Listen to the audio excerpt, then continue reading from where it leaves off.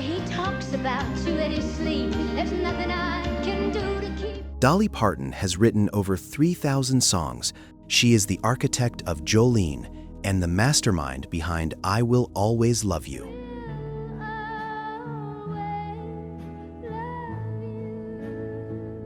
But there is one song, a massive, arena-shaking rock ballad from the early 80s that she did not write, yet famously wishes she had. For decades, this song was her white whale, not a country tearjerker by George Jones, not a folk anthem by Bob Dylan. It was a power ballad by the band Journey.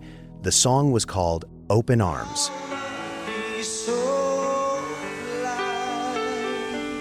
To understand why the queen of country music would envy a stadium rock anthem, you need to know one thing. There is one person Dolly Parton wants to please more than anyone else in the world, her husband, Carl Dean. Carl is a mystery to the public. He stays out of the spotlight, rarely attends her shows, and famously dislikes country music. He's a rock and roll guy. He loves Led Zeppelin. He loves hard-driving rhythm. And for 40 years, he told Dolly that Open Arms was one of the greatest songs he had ever heard. Dolly has said in interviews that when she hears Open Arms, she feels a pang of professional jealousy. She listens to that soaring melody and those vulnerable lyrics, and she thinks, that should have been mine. It kills her that she didn't pen it herself. Think about the lyrics. So now I come to you with open arms. It's simple, direct, and emotionally devastating. It fits perfectly into the Dolly Parton songwriting playbook. It's not so different from the sentiment of I Will Always Love You, just dressed up in synthesizers and electric guitars instead of fiddles and steel. For years, Carl Dean told her, you need to record that song, but Dolly hesitated. She felt she couldn't just cover it, she had to earn it. I figure if I'm gonna be in the Rock and Roll Hall of Fame, I'm gonna have to earn it.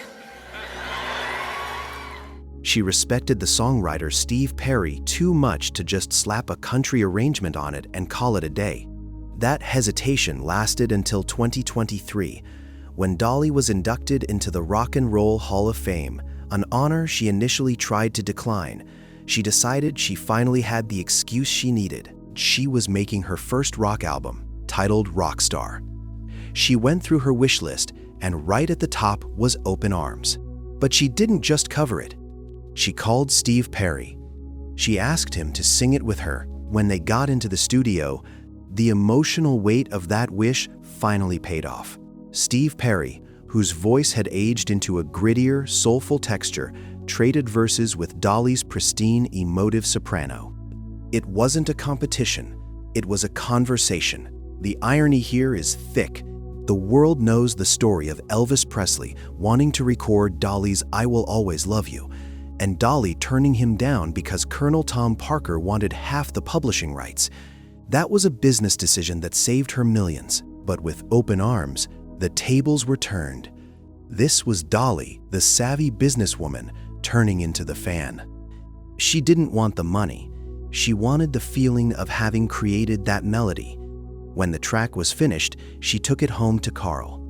The man who hates country music, the man who stays in the shadows while his wife conquers the world, finally heard his favorite song sung by his favorite girl.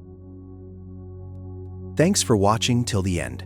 If you enjoyed this, smash that like button, subscribe, and hit the bell for upcoming videos. See you in the next one.